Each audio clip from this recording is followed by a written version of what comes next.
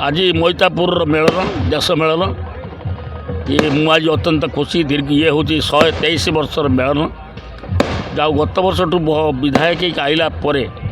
मु चेष्टा करी उभय ग्रुप जो दी ग्रुप पूरा खंडाधार चली एक हूँ एक मन नथिले गोलमाल होता प्रति वर्ष मेलन शह शह संख्यार पुलिस आसिक जमी की मेलन कराउले जाऊ से जगन्नाथ आशीर्वाद बर्तमान सब से जाइए गत थर मुझे कथा दी जब उभय मिसिल ताहले मुझे मंडपटा करी से भगवान का आशीर्वाद आम मंडपटा आज कम्प्लीट कर मंडपटा मुझे उद्घाटन कली पुणी गोटे सभाटे कलु बसिक आरम्भ समस्त आम एक बारे बर्तमान ठाकुर गोटे जगह बस कई आनंद उत्साह एत भाव में भरी जाऊँ मुझे सब से जगन्नाथ की इच्छा आज सुंदर भाव हे हजार हजार लोक हे ता पूर्व ये आम समस्त एक हो गोटे स्टेज रे बसिक समस्ते गोटे स्वर जगन्नाथ को डाक हे जगन्नाथ महाप्रभु आमको जो भाव में एक कर सबुदिन आगामी दिन एक ही रख चलो। आज 124 वर्षर मेलन मोइतापुर मेलन पदार्पण कला बहुत खुशी लगुच आज जे आज जो दीर्घ 12 वर्षर जो मोइतापुर डिवाइड हो रही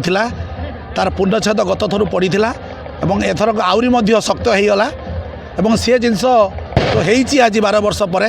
आमर प्रिय विधायक सिमुलिया खैरार श्रीजुक्त पद्मलोचन पंडा मध्यम ही आज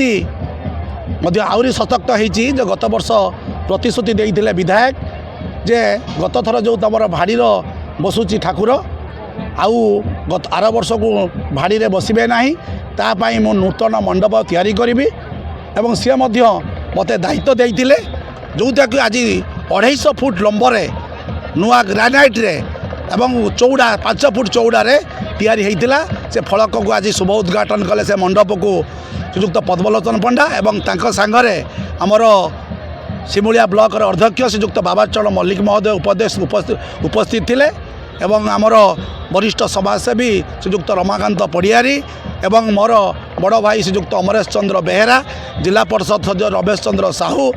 एवं ठाकुरबाड़िया हिसाब से शरद चंद्र दास एवं बहुत जनसाधारण आमर 5 गोटी पंचायतर जनसाधारण एवं ठाकुरबाड़िया प्रशासन समस्त उपस्थित रे विधायक आज उद्घाटन कले ये संभव होमर जे प्रतिष्ठित माँ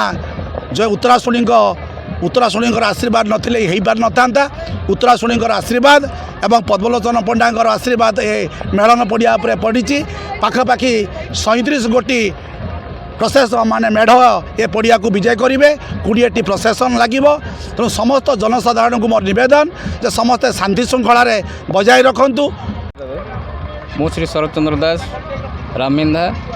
ये मोइतापुर मेलनर ठाकुरबाड़िया सभापति आज ये मोइतापुर मेलन 124तम मोइतापुर देश मेलन पालन करुच्ची तेणु यही मोइतापुर देश मेलनर 32 गोटी सुसज्जित विमान एठाकू ये मंडप को विजय करेंगे एवं बाण रुषुणी यही अंचलटी आज आनंद उल्लास लोक मानकर भरपूर मजा ने तेणु अति आनंद कहले अत्युक्ति हम ना जे 124 वर्षर मेलन आज एकजुट होती आज जो 124 वर्ष मेलन को जो मैंने भांगार प्रयास करते समस्ते आज